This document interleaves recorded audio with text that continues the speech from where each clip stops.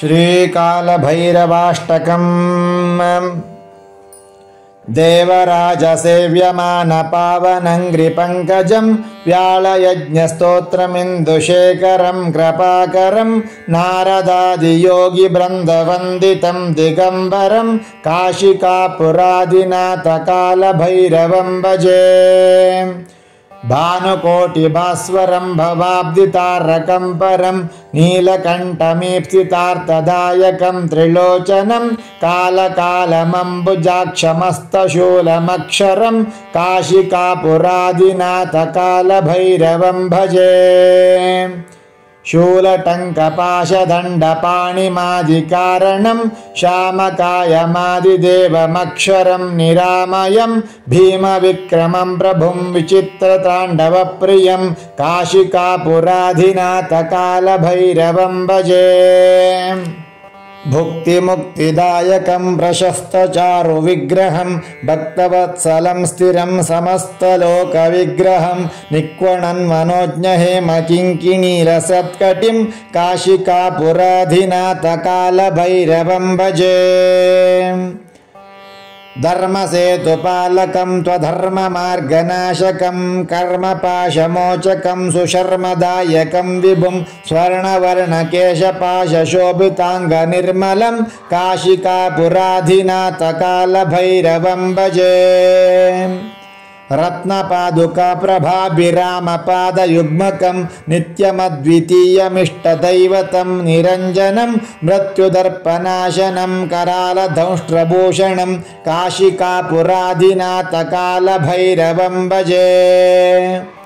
अट्टहासभिन्नपद्मजाण्डकोशसन्ततिं दृष्टिपातनष्टपापजालमुग्रशासनम् अष्टसिद्धिदायकं कपालमालिकाधरं काशिकापुरादिनाथकालभैरवं भजे।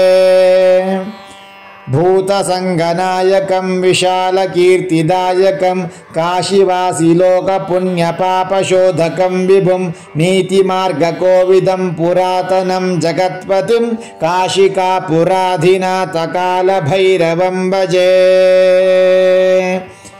कालभैरवाष्टकं पठन्ति ये मनोहरं ज्ञानमुक्तिसाधकं विचित्रपुण्यवर्धनं शोकमोहलोभदैन्यकोपतापनाशनं ते प्रयान्ति कालभैरवाङ्घ्रिसन्निधिं ध्रुवम् इति श्रीमच्छङ्कराचार्यविरचितं श्रीकालभैरवाष्टकं सम्पूर्णम्।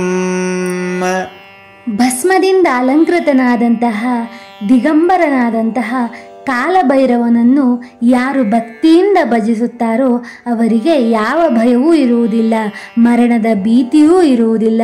ಅವರಿಗೆ ದೈಹಿಕವಾಗಿ ಆರೋಗ್ಯ, ಶ್ರೇಷ್ಠ ರೂಪ, ಶಾಂತಿ ದೊರೆಯುತ್ತದೆ. ತ್ರಿನೇತ್ರನನ್ನು ಆರಾಧಿಸುವುದರಿಂದ ಅಜ್ಞಾನದಿಂದ ಮುಕ್ತರಾಗುತ್ತಾರೆ.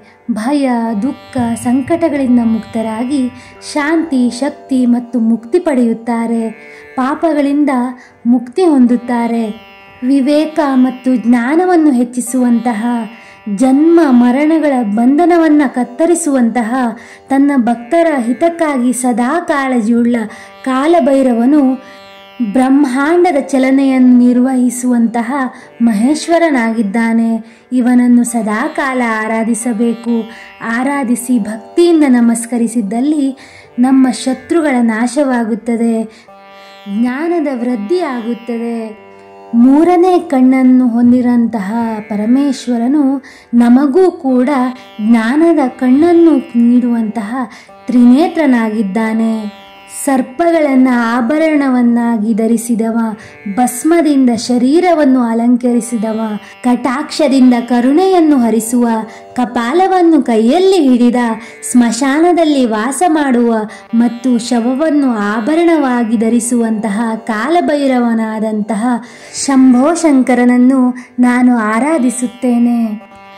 ಆದಿಶಂಕರಾಚಾರ್ಯರಿಂದ ರಚಿತವಾದಂತಹ ಇಂತಹ ಅದ್ಭುತ ಚಮತ್ಕಾರ ಸ್ತೋತ್ರವನ್ನು ಪಠಿಸಿದ ನಿಮ್ಮೆಲ್ಲರಿಗೂ ಪರಮೇಶ್ವರನು ಸನ್ಮಂಗಳವನ್ನು ಉಂಟು ಮಾಡಲಿ. ನನ್ನ ಚಾನೆಲ್ನ ಸಬ್ಸ್ಕ್ರೈಬ್ ಮಾಡ್ಕೊಂಡಿಲ್ಲ ಅಂದರೆ ದಯವಿಟ್ಟು ಸಬ್ಸ್ಕ್ರೈಬ್ ಮಾಡಿಕೊಂಡು ಪಕ್ಕದಲ್ಲಿರೋ ಬೆಲ್ ಬಟನ್ನ ಒತ್ತಿ ಆಲ್ ಅಂತ ಸೆಟ್ ಮಾಡ್ಕೊಳ್ಳಿ. ನನ್ನ ಮುಂದಿನ ವಿಡಿಯೋಗಳು ನಿಮಗೆ ನೋಟಿಫಿಕೇಷನ್ ಆಗಿ ಬರುತ್ತೆ.